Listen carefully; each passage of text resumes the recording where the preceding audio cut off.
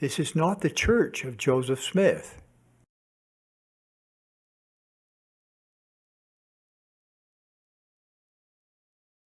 Alright, Travis Wingoodsell. This may be the last video of the day unless some breaking news occurs with Nelson daring to open his mouth or a massive surge in deaths here in Utah or some other kind of connection to the church, as this channel is an LDS critic channel, as I am a Mormon born and raised 50 years, and so I'm criticizing the church using the standard of the Book of Mormon, the words of Joseph, as the standard by which to judge the Church of Jesus Christ of Latter-day Saints, the prophets, and you Mormons. You all know this. That's how it's supposed to be done. That's how you judge righteously. So, Matthew chapter 7, by their fruits ye shall know them. Who's them? False prophets. Oakes tried to distance himself from being associated. It's words. It's not actual prophets. Yeah. Okay. But he's partly right in that it's anybody who says words. You know, they're either lying to us, been given false information by someone else who's lying, or they're telling the truth.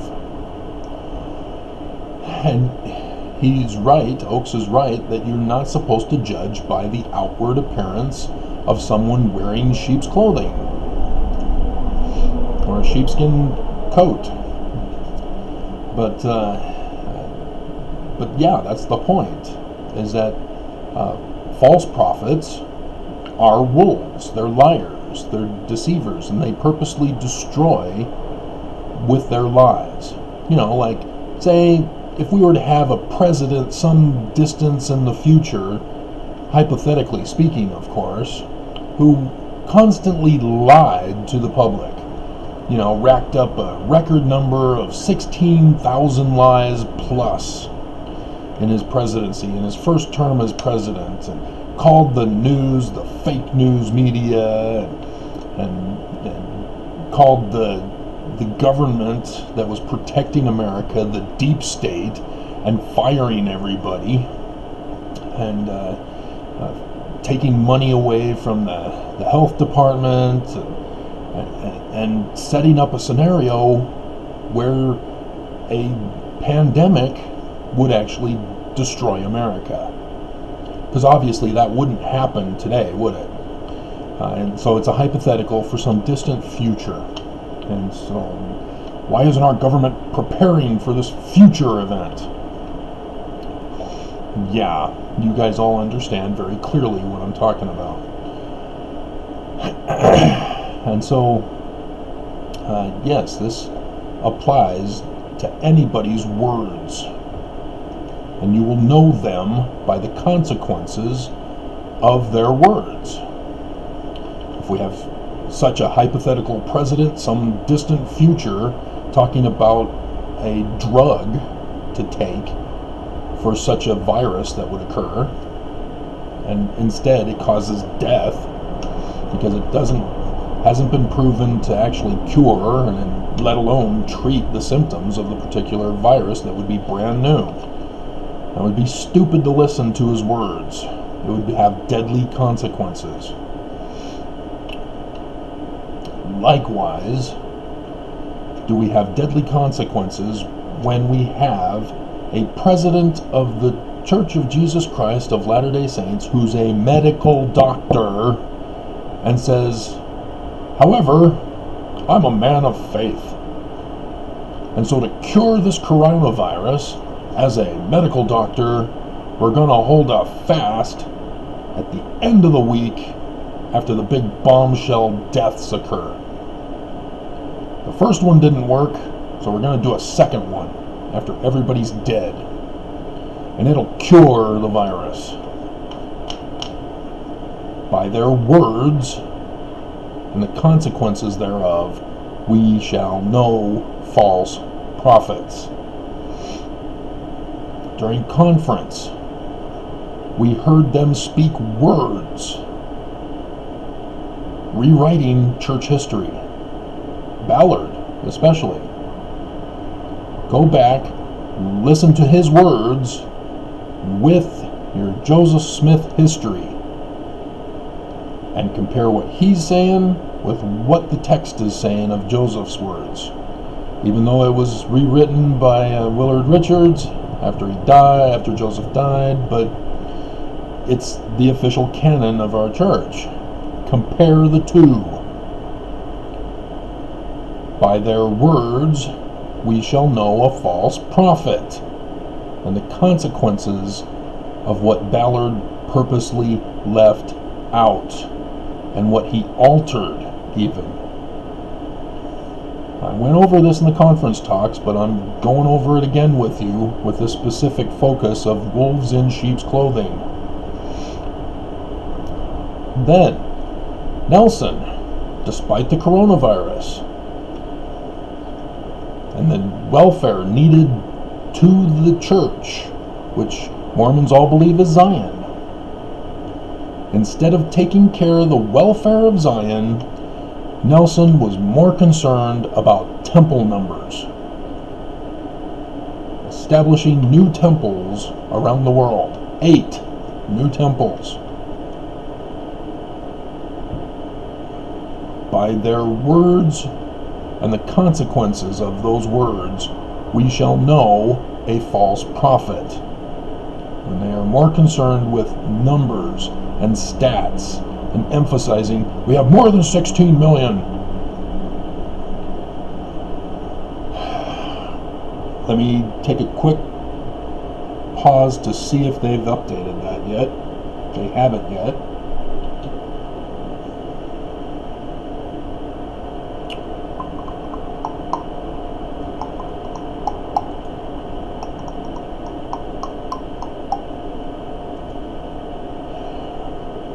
Nope, still haven't updated it.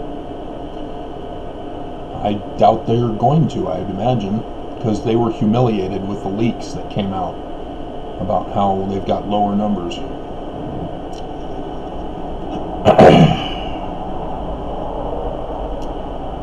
And then Nelson. Did I not tell you? After the second Saturday session,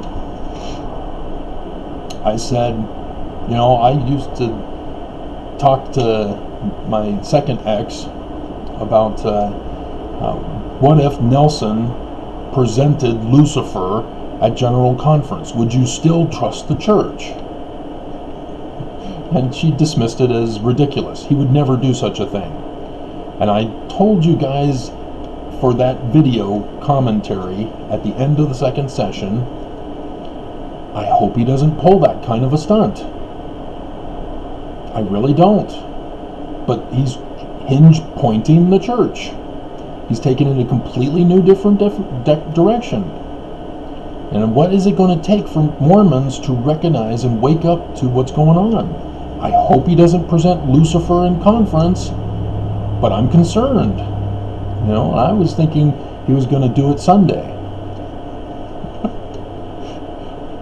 Boy, was I wrong. He did it Saturday night. Unbelievable. Do you not understand?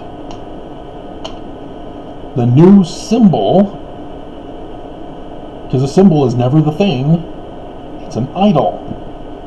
It's the idol for the church. He presented another god. Remember, he's hinge pointing away from Joseph Smith, sweeping under the rug the problems with Brigham Young and the Joseph Smith papyra with David O. McKay being unable to translate, as they refused to have us sustain them as translators. This is not a coincidence. Nelson presented Lucifer in General Conference with his symbol, the death of Jesus.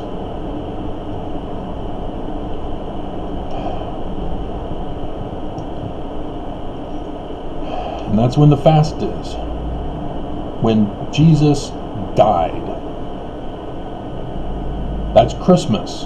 Dismissal of Christ. The Christ dismissal. The Christ Mass. And Nelson dismissed Christ and elevated a new idol to represent his God, as he's hinge pointing away from Joseph's organization. And I told you long before, hey guys, I'm seeing a sign in the heaven for April conference weekend. Nelson, as I've already identified, is Mars because of other events that have occurred. I already knew it was Nelson. And he was before the goat beast constellation at the mouth for conference weekend. So now he's working his way into the belly. And I told you, be careful. Something's up. He's going to be speaking the words of Lucifer.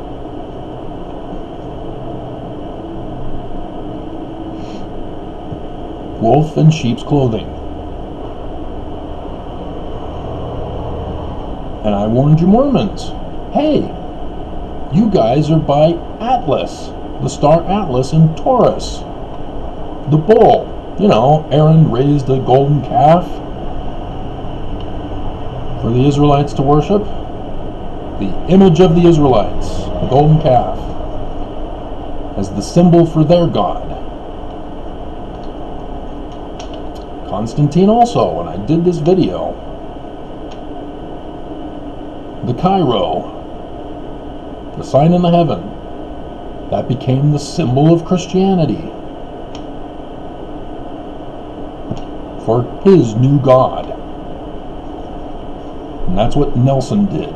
He came up with a new symbol of the church as Jesus, his God, is built upon the foundation of his church, which is hinge pointing away from Joseph. Jesus is based upon the foundation of his church. Wolves in sheep's clothing. He didn't call him Lucifer. He said, our God is now Lucifer. That would be a wolf in wolf's clothing. He said, it's Jesus. Sheep's clothing. And when they rewrote history, Joseph's history, sheep's clothing, the lies, the deceptions, the wolf with Joseph Smith, the welfare of the church with 8 new temples, the new God, Jesus, all sheep's clothing with wolves underneath. That was conference. That was what they did. You can't argue me on this. Putting the thumbs down only proves your guilt, your complicity, your ignorance, your blindness, your hatred.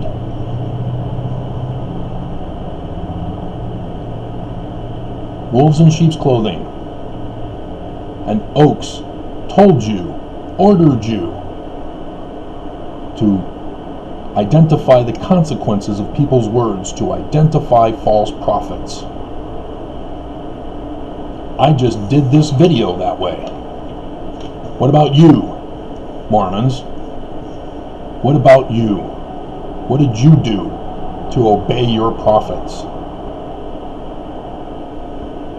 There's a difference between testimony and just trusting in a feeling. And it's a big difference.